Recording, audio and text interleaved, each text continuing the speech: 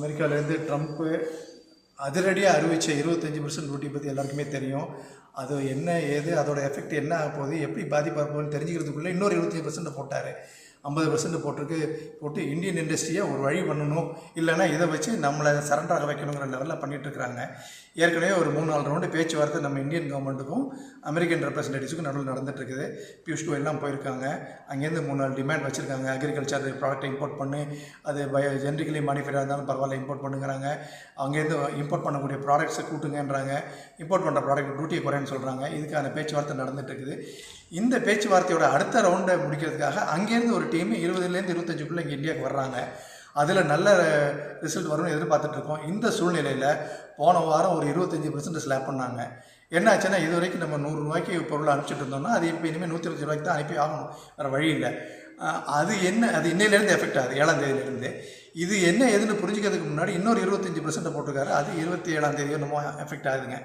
அதுக்குள்ளேயாவது விற்று நம்ம ஓரளவு முதல்ல தேர்த்திக்கலாம்னு சொல்லிட்டு எல்லா எக்ஸ்போர்ட்டர்ஸும் அடித்து பிடிச்சி இருக்கிறத கம்ப்ளீட் பண்ணி கப்பல் அனுப்பாமல் ஏரில் அனுப்புகிறோன்னு போகிறாங்க. இதனால் என்ன ஆகுதுன்னா 20%க்கு மேலே நமக்கு லாஸ் வரப்போகுது. எப்படின்னா ஒரு 10 லட்ச ரூபா குட்ஸுக்கு 1 லட்ச ரூபா ப்ராஃபிட்னா அதை இப்போது அந்த ப்ராஃபிட்டும் போயிடும். அது இல்லாமல் கப்பலுக்கு பதிலாக ஏரில் அனுப்புகிறப்போ நமக்கு அடிஷனலாக இன்னொரு 1.5 லட்சம் செலவாகும்னு வச்சுக்கோங்க. ஸோ 2.5 லட்ச ரூபா நமக்கு மைனஸ் ஆகும். ஸோ 20% நெட்டாக நமக்கு கம்மியாக வரும். அட்லீஸ்ட் முதலையாவது தேர்த்திக்கலாம், ஓரளவாக தேர்த்திக்கலாம்னு சொல்லிட்டு எல்லோரும் பார்க்குறாங்க. பெரிய லெவலில் அஃபெக்ட் ஆக போகுது. இதில் இந்தியாவிலேருந்து பார்த்திங்கன்னா 4 இண்டஸ்ட்ரி. ஒன்று ஆட்டோமொபைல்ஸு, 2வது டெக்ஸ்டைலு, 3வது ஃபார்மா, 4வது எலக்ட்ரானிக் குட்ஸுங்க. இது 4 ஐட்டம் நிறைய எக்ஸ்போர்ட் ஆகுதுங்க இந்தியாவிலேருந்து அமெரிக்காவுக்கு. டோட்டலாக இந்தியாவிலேருந்து ஒரு வருஷத்துக்கு $800 பில்லியன் எக்ஸ்போர்ட் ஆகுதுங்க. அதில் 8ல் ஒரு பங்கு அமெரிக்காவுக்கு தான் போகுது. $100 பில்லியன் எக்ஸ்போர்ட் ஆகுது. அது எல்லாமே இப்போ அஃபெக்ட் ஆக போகுது. எப்படி இதை சமாளிக்க போகிறோங்கிறது பெரிய ப்ராப்ளம் தான்.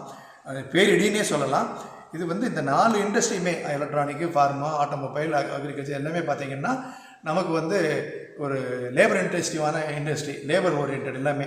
அப்போ அத்தனை பேர் வேலை வாய்ப்புகள் இருக்கிறதுக்கு, நிறைய பேர் வேலை வாய்ப்பு இழக்கிறதுக்கு வாய்ப்புகள் இருக்குது.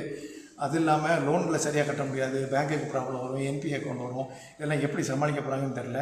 அரசாங்கத்திலேருந்து டெம்பரரியாக இமீடியட்டாக ஒரு 20,000 கோடி செப்டம்பர் 1 ரிலீஸ் பண்ணி அதை ஸ்டேஜ் பை ஸ்டேஜாக ரிலீஸ் பண்ணி சப்ளிமெண்ட் பண்ணுறாங்கிறாங்க. இன்சென்டிவ் கொடுக்குறாங்களா, அது என்ன ஸ்கீம்ஸ் நம்ம இனிமேல் தான் ஒர்க் அவுட் பண்ணிவிட்டு அவங்க வருவாங்க. அது எந்த அளவுக்கு நமக்கு ரிலீஃப் கிடைக்க போகுது தெரியல. மற்ற கண்ட்ரீஸ்க்கெலாம் ஃபோக்கஸ் பண்ணுறதுக்கு நமக்கு சப்போர்ட் பண்ணுவாங்க. இதெல்லாம் இமீடியட்டாக ஷார்ட் டேர்மில் நமக்கு ஒன்றும் உதவாது. ஆனால் கண்டிப்பாக நமக்கு ஒரு ரிலீஃப் கிடைக்கும் ஃப்யூச்சரில். இதுக்கு நடுவில் நம்ம இந்த பேச்சுவார்த்தை மூலமாக நம்ம போகணும். இந்தியன் கவர்மெண்ட் என்ன சொல்லியிருக்காங்க, என்ன ரெப்ரசன்டேஷன் பண்ணியிருக்காங்களோ அதை பூரா அவர் கன்சிடர் பண்ணாமல் 25-50 ஆக்கியிருக்காரு. ஸோ இது நம்ம 140 கோடி மக்கள் அஃபெக்ட் ஆகக்கூடியதுன்னு சொல்கிறோம். இதை வேர்ல்டு ட்ரேட் ஆர்கனைசேஷன் மூலமாக சால்வ் பண்ண முடியாது. ஏன்னா அவங்களும் கண்ட்ரி டு கண்ட்ரி பேசிக்கங்கன்னு சொல்லிட்டாங்க. அப்போ நம்ம தான் பேச்சுவார்த்தை முடிச்சாகணும். சைனாவுக்கெல்லாம் 90 நாள் டைம் தள்ளி போஸ்ட்போன் பண்ணவர் இந்தியாவுக்கு உடனடியாக இம்ப்ளிமெண்ட் பண்ணி அடுத்து ஒரு 25 ஸ்லாப் பண்ணியிருக்காருன்னா, இதை வச்சு ஒரு ப்ரெஷரை க்ரியேட் பண்ணி ஒரு அழுத்தத்தை உண்டாக்கி அவங்களுக்கு வேணுங்கிறத சாதிக்கிறதுக்காக வர்றாங்க. இந்தியன் கவர்மெண்ட் இதை கன்சிடர் பண்ணிவிட்டு நம்ம மக்களோட நன்மையை கன்சிடர் பண்ணி தான் பண்ணுறாங்க. அங்கேருந்து ஆயில் இம்போர்ட் பண்ணி யூரோப்புக்கு கொடுக்குறாங்க, பெட்ரோல் டீசலாக கொடுக்குறாங்கன்றதுனால யூரோப்லேருந்து நமக்கு ஒன்றும் பெரிய இது மாதிரி ரெசிஸ்டன்ஸ் வராது. இருந்தாலும் அவங்க அதை ரீசனாக சொல்லி தான் நீங்கள் குறைக்கிறேன்றாங்க. இதுக்காக இந்தியன் கவர்மெண்ட் ரஷ்யாவிலேருந்து இம்போர்ட்டை குறைக்க போகிறதில்ல.